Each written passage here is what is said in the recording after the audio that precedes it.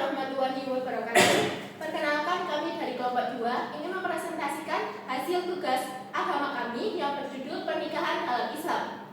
Sebelumnya, izinkan kami untuk memperkenalkan diri terlebih dahulu. Perkenalkan, nama saya Lubna Amelia Rida, nomor absen 24. Perkenalkan, nama saya Atika Fatma, nomor absen 8. Perkenalkan, saya Nadira Utfauzia, nomor absen 28. Perkenalkan, nama saya Sanatun Hamida, absen 18. Perkenalkan, nama saya Yudhistira Sumardiansyah, nomor absen 36. Perkenalkan, nama saya Satria Katamu Bolon dari absen 35. Untuk materi pertama akan disampaikan oleh Nadira. Untuk materi yang pertama yaitu pengertian tentang pernikahan. Nah, untuk secara bahasa sendiri pernikahan adalah menggabungkan atau perkumpulan. Nah, untuk secara syariat adalah pernikahan adalah akad yang menjadikan laki-laki dan perempuan boleh melakukan hubungan suami istri yang sah. Nah, selanjutnya yaitu menurut Undang-Undang Nomor 1 Tahun 1974 sendiri, pernikahan adalah ikatan lahir batin antara laki-laki dan perempuan yang sudah menjadi suami istri untuk membangun rumah tangga yang harmonis dan bahagia serta kekal berdasarkan kehendak Tuhan Yang Maha Esa. Yang selanjutnya yaitu dalil pernikahan, yaitu dari Quran Surat Ar-Rum ayat 21 yang dimana ayatnya adalah Bismillahirrahmanirrahim. Wa min ayatihi an khalaqakum min anfusikum azwajan litaskunu ilaiha wa ja'ala bainakum mawaddatan wa rahmah.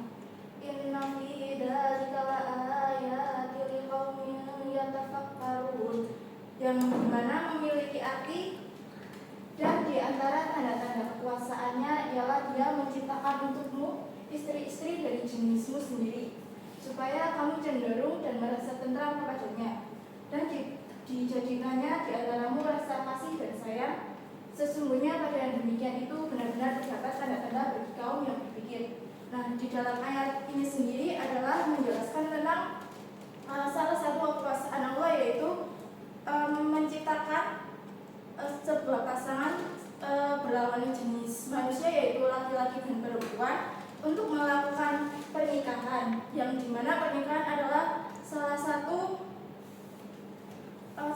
rencana dari Allah untuk manusia untuk menciptakan kehidupan yang tentram dan terikat dengan kasih sayang.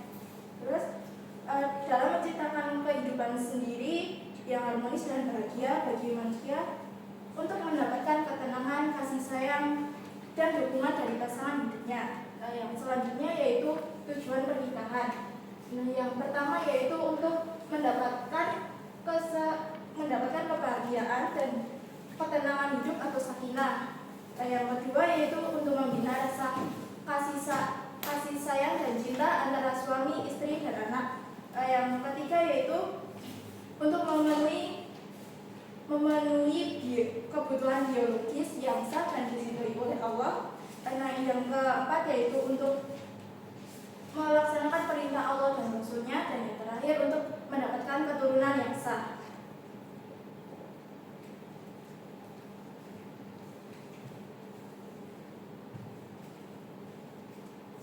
Yang selanjutnya ada hukum pernikahan. Di hukum pernikahan sendiri ada 5 hukum. Yang pertama sunnah. Kenapa sunnah? Karena menikah ditujukan untuk orang yang sudah mampu dari segi lahir dan batin dan sudah sanggup menahan atau mengendalikan dirinya dari godaan yang menjurus kepada perzinahan. Yang kedua, itu hukumnya adalah wajib. Ditujukan untuk orang yang telah mampu menikah, mampu dari segi lahir dan juga batin. Yang ketiga, yaitu mubah, artinya diperbolehkan. Seseorang dihukumi mubah untuk menikah apabila faktor-faktor yang mengharuskan maupun menghalangi terlaksananya pernikahan tidak ada pada diri seorang tersebut. Yang keempat, ada makruh. Hukum menikah menjadi makruh apabila orang yang akan melakukan pernikahan telah memiliki keinginan atau hasrat, tetapi ia hanya memiliki bekal untuk biaya pernikahan, namun belum mempunyai bekal untuk memberikan nafkah. Yang kelima, yaitu haram. Hukum menikah menjadi haram apabila orang yang melakukan pernikahan tetapi ia memiliki niat buruk, seperti niat menyakiti perempuan ataupun niat buruk lainnya.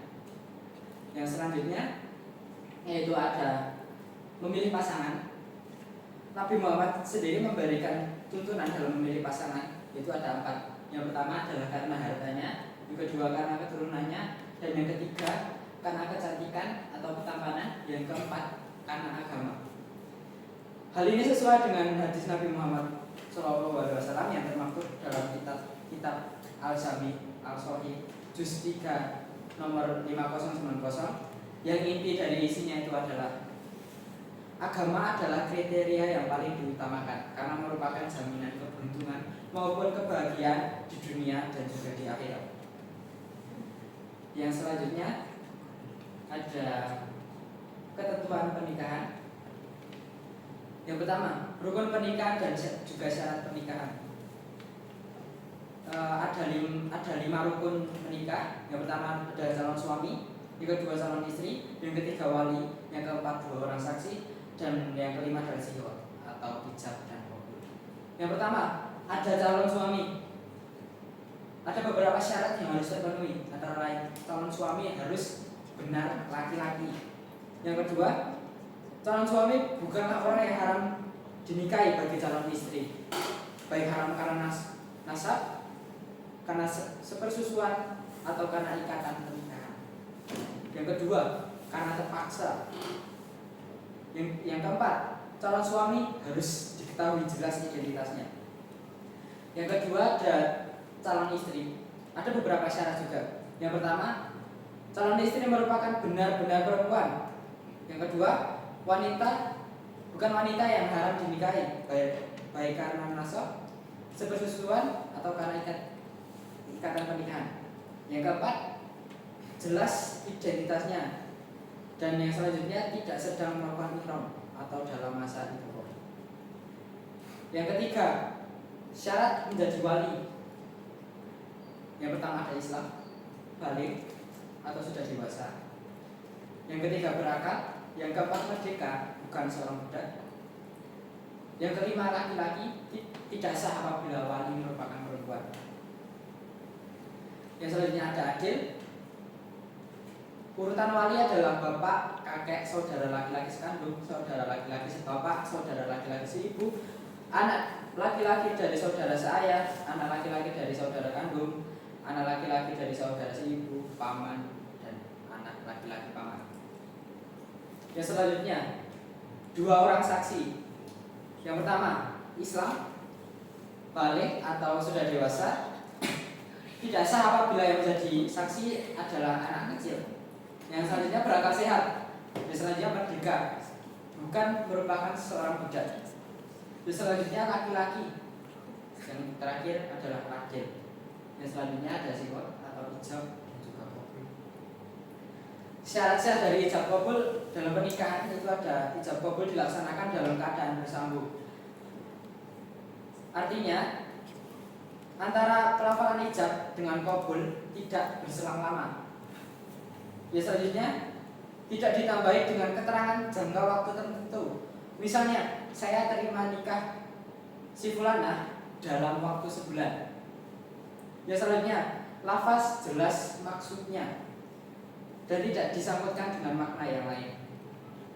Yang selanjutnya, ijab kabul menggunakan kalimat nikah, tazwij atau turunannya yang semakna.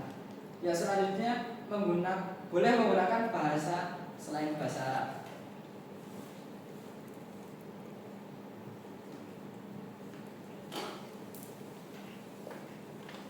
Untuk yang selanjutnya pada ketentuan pernikahan yang kedua adalah ada orang-orang yang tidak boleh dinikahi, yang terbagi menjadi 2, yaitu mu'abbad haram selamanya dan ghairu mu'abbad yang haram untuk dinikahi jika masih ada ikatan pernikahan.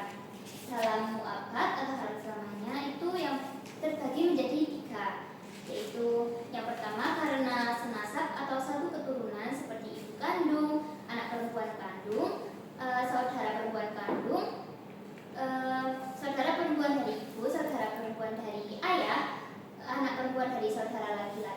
memberikan anak perempuan dari saudara perempuan.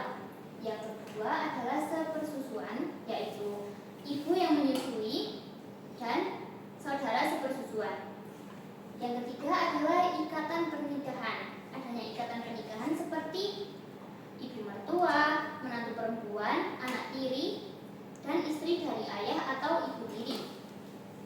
Untuk ghairu mu'abbad adalah yang dinikahi keduanya, seperti saudara perempuan dari istri, bibi dari istri, saudara sepersusuan istri, dan keponakan perempuan dari istri.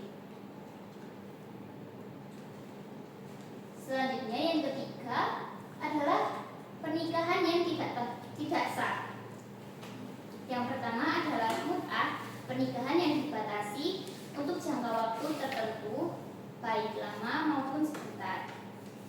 Yang kedua adalah shighar, pernikahan dengan persyaratan barter tanpa adanya atau pemberian mahar. Yang ketiga adalah pernikahan muhalil, yaitu menikahi wanita yang telah dicerai 3 kali oleh suami pertamanya dan dilakukan atas perintah suami pertama tersebut. Yang keempat adalah orang yang sedang ihram, baik haji atau umrah serta belum memasuki waktu tahallul. Yang kelima adalah masa idha, pernikahan seorang laki-laki dengan seorang perempuan yang masih dalam masa idha, baik karena bercerai atau suaminya yang meninggal. Yang keenam adalah pernikahan tanpa wali. Jadi ini dilakukan seorang laki-laki dengan seorang wanita tanpa dihadirinya wali. Yang ketujuh adalah pernikahan dengan wanita musyrik yang menyekutukan Allah Subhanahu wa taala, dan yang terakhir adalah menikahi mahram yang sudah dijelaskan tadi. Selanjutnya, dalam ketentuan pernikahan ada hak dan kewajiban suami istri. Kewajiban suami kepada istri yaitu memberikan tempat tinggal yang layak dan sesuai dengan kemampuannya. Yang kedua adalah memberikan nafkah sesuai kemampuan. Yang ketiga adalah berinteraksi secara baik atau ma'ruf dan penuh kasih sayang dan bertanggung jawab. Yang kelima adalah membantu istri dalam mengurus rumah dan mendidik anak, dan menjadi pemimpin keluarga yang membimbing dan bertanggung jawab.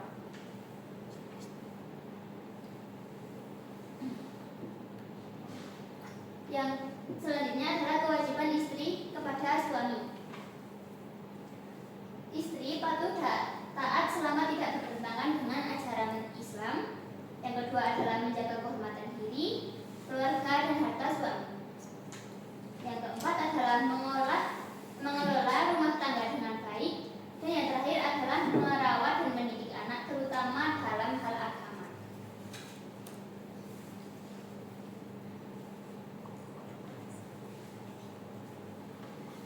Selanjutnya adalah mahar atau yang sering disebut sebagai mas kawin. Mahar atau mas kawin itu merupakan sesuatu kewajiban dalam pernikahan, yakni harta atau apapun yang diberikan dari seorang laki-laki dan menjadi hak milik perempuan atau istri mereka. Dijelaskan bahwa walaupun menyebutkan mahar itu sunnah hukumnya, tetapi wajib diberikan laki-laki dalam sebuah pernikahan. Sebagaimana firman Allah Subhanahu wa taala yang artinya, berikanlah mas kawin kepada perempuan-perempuan yang telah engkau nikahi sebagai pemberian dengan penuh kerelaan. Bentuk dan besaran mahar diberikan kepada kedua mempelai wanita dan laki-laki. Tidak ada keharusan harus sama, lebih atau kurang dari mahar yang menjadi kebiasaan di daerah tersebut. Karena yang dijadikan ukuran sebuah mahar yaitu adalah ketulusan dari kedua belah pasangan. Tidak ada batasan maksimal atau minimal dari sebuah mahar, karena sesuatu yang baik itu uang, benda atau apapun yang dapat memberikan manfaat dapat dijadikan sebagai mahar pernikahan.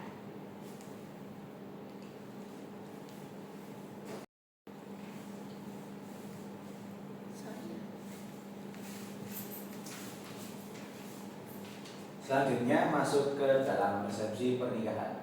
Resepsi pernikahan atau yang bisa kita sebut lagi sebagai walimatul urs, yang secara bahasa itu berasal dari kata walimal yang artinya berkumpul. Secara istilah syariat atau menurut Ahmad bin Umar al-Syaridi di kitabnya Al-Yaqut An-Nafis, walimal ini atau resepsi diartikan sebagai nama dari sebuah hidangan atau minuman yang disediakan untuk perjamuan makanan resepsi. Kita masuk ke dalam hukum resepsi atau hukum walimal. Hukum walimal ini adalah wajib dan sunnah. Hukum sunnah itu diartikan sebagai kita boleh melaksanakan resepsi, kita juga boleh untuk tidak melaksanakan resepsi. Akan tetapi akan wajib jika kita mengundang sanak saudara ataupun teman-teman kita untuk menghadiri perjamuan atau resepsi yang kita selenggarakan. Akan tetapi itu menjadi ada pengecualian jika teman dari sanak saudara kita terdapat halangan.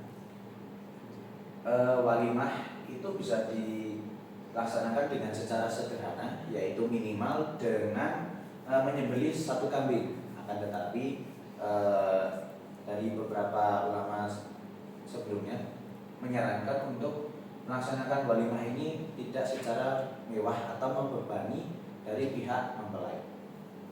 Tujuan dari walimah ini untuk mengumumkan pernikahan dan merupakan bentuk syukur atas pernikahan kedua mempelai tersebut.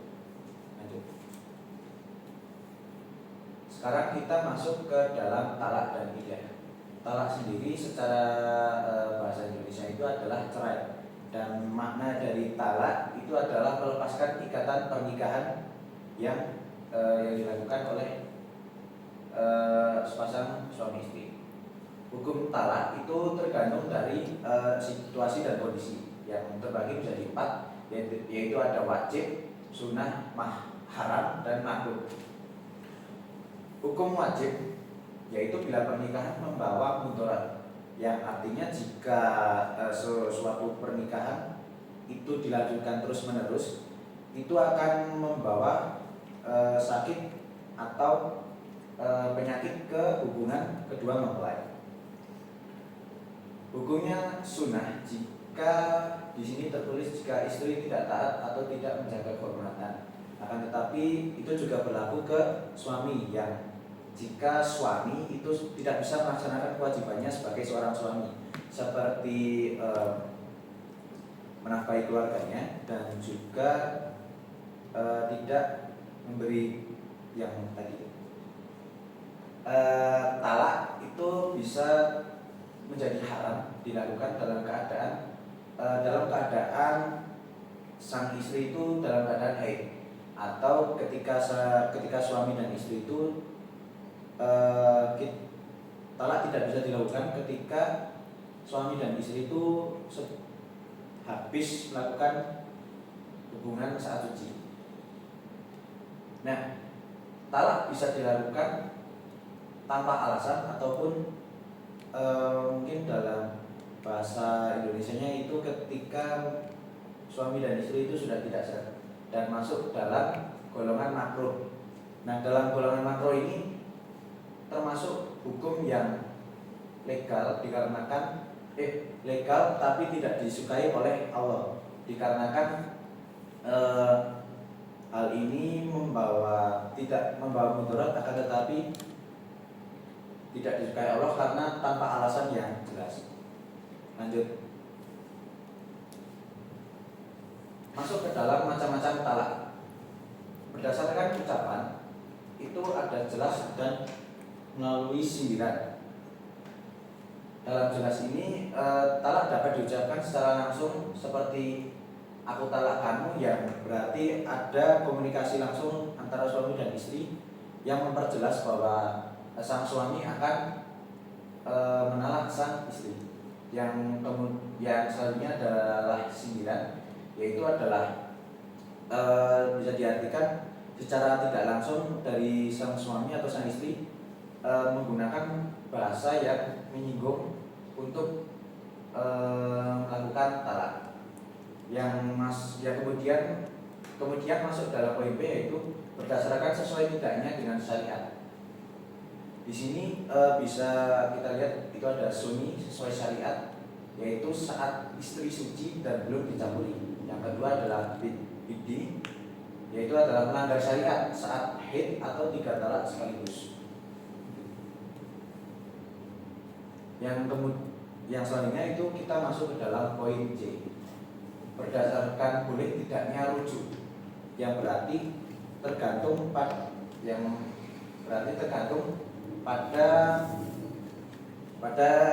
rujuk. Yang pertama ada raji, bisa rujuk selama masa iddah atau talak 1 atau talak 2. Kemudian ada ma'in, yaitu tidak bisa rujuk kecuali nikah baru. Yang kemudian ada ba'in sugro, talak atas permintaan istri.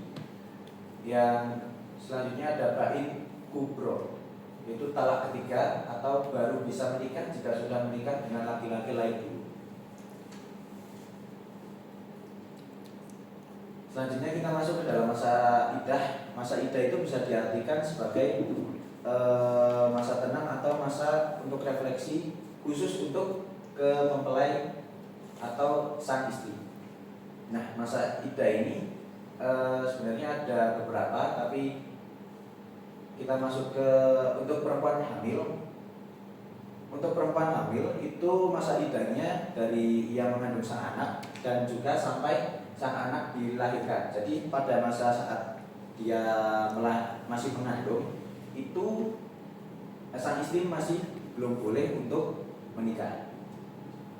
Yang selanjutnya itu ada cerai mati atau sang suami meninggal. Itu ada 4 bulan 10 hari atau bisa dikatakan sang istri haid 3 kali.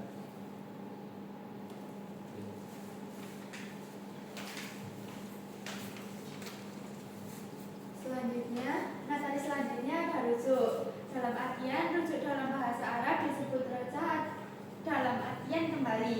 Suami yang rujuk kepada istrinya berarti ia telah kembali kepada istrinya.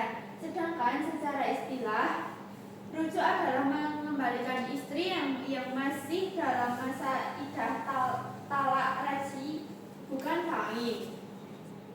Selanjutnya ada syarat dan rukun rujuk, yaitu syarat rujuk yakni ada balik, berakal, tidak dipaksa, atau bukan murtad. Untuk yang rukun rujuk ada 4. Yang pertama ada talak sebelumnya, yang berarti sebelum melakukan talak itu ada perceraian. Yang kedua ada suami yang merujuk. Yang ketiga ada ucapan rujuk, yakni rajatuki ila nikahi, dalam arti aku mengembalikan engkau ke dalam pernikahanku. Yang keempat ada istri yang dibujuk. Pernikahan dalam undang-undang. Pernikahan sah secara negara itu tertulis dalam Undang-Undang Nomor 1 Tahun 1947 dan UU Nomor 16 Tahun 2019. Dalam UU Nomor 1 Tahun 1974 yaitu berisi membentuk keluarga bahagia dan kekal berdasarkan ketuhanan yang Maha Esa. Dalam Undang-Undang Nomor 1 Tahun 1974 diterangkan bahwa pernikahan yang sah menurut agama hanya dilakukan oleh petugas pencatat pernikahan.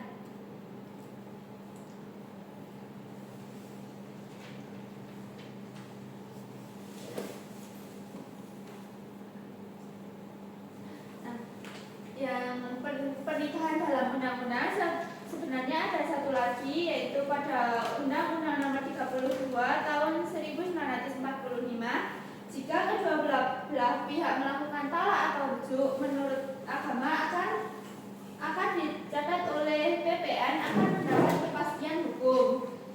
Untuk UU Nomor 16 Tahun 2019 itu diganti dari UU Nomor 1 Tahun 1974 bahwa perkawinan hanya diizinkan apabila pria dan wanita sudah mencapai umur 19 tahun. Dimaksudkan kedua belah pihak telah matang jiwa dan raganya. Untuk hikmah pernikahan dalam Islam ada 7 sebenarnya, yang hanya saja yang di sini ditampilkan 4 saja. Yang pertama ada dapat melaksanakan pernikahan Allah Subhanahu wa taala dan Rasulnya. B. Yang kedua, terbentuknya keluarga yang baginda dan saling menyayangi. Ketiga, terjalinnya hubungan yang diridhoi Allah Subhanahu wa taala antara laki-laki dan perempuan. Keempat, mendapatkan generasi penerus yang sah. Kelima, mendatangkan pahala dan menjauhkan dosa dari zina. Yang keenam, terjalinnya silaturahmi antara kedua belah pihak. Keenam, membuka pintu rezeki bagi kedua belah pihak.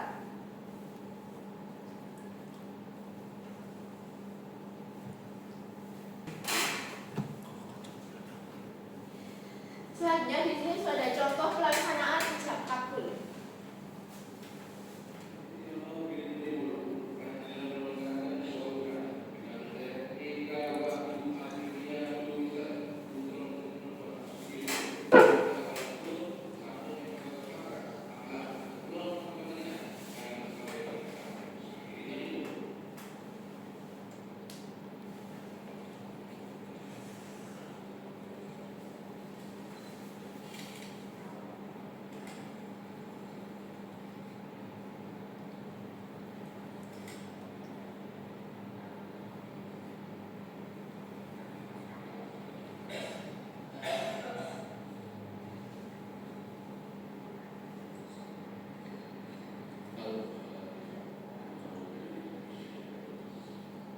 Nah, di video ijab kabul ini sudah ada calon mempelai laki-laki dan mempelai wanita, dan juga terdapat wali atau penghulu dan 2 orang saksi.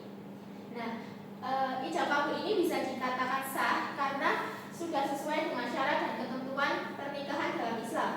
Ijab kabul yang dilaksanakan dalam keadaan bersambung atau tidak ada jeda dan tidak ditambahi dengan ketentuan waktu tertentu. Lafal yang diucapkan oleh mempelai laki-laki jelas dan tidak mengandung makna lain. Nah, calon suami ini merupakan benar seorang laki-laki dan bukan haram untuk dinikahi karena tidak sepersusuan. Dan calon suami ini sudah jelas diketahui identitasnya karena sebelum adanya ijab kabul sudah saling mengenal dengan calon istri. Selanjutnya, calon istri sendiri itu merupakan seorang perempuan dan juga bukan haram untuk dinikahi, dan jenis identitasnya pun juga sudah diketahui. Selanjutnya, terdapat juga wali. Seharusnya sebelum terlaksana ijab kabul ini, yang menjadi wali adalah ayah dari mempelai wanita. Namun sebelum dilaksanakan ijab kabul, ayah mempelai wanita memberikan tugasnya kepada sang penghulu. Nah, penghulu ini bisa dianggap sah menjadi seorang wali karena ia adalah Islam dan balik sudah dewasa, berakal sehat, merdeka, dan seorang laki-laki. Selanjutnya ada 2 orang saksi.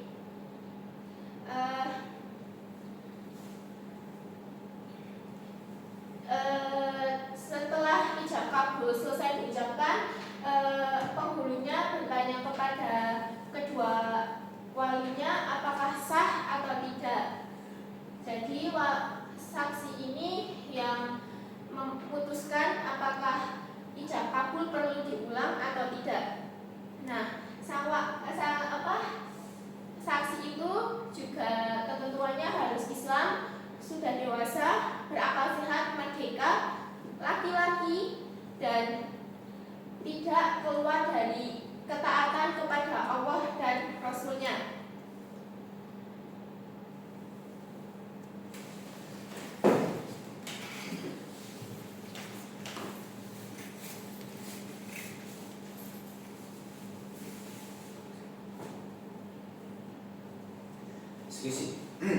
Sekian presentasi dari kelompok kami, kelompok 2. Jika ada salah kata ataupun misinformasi yang kami ucapkan, kami mohon maaf.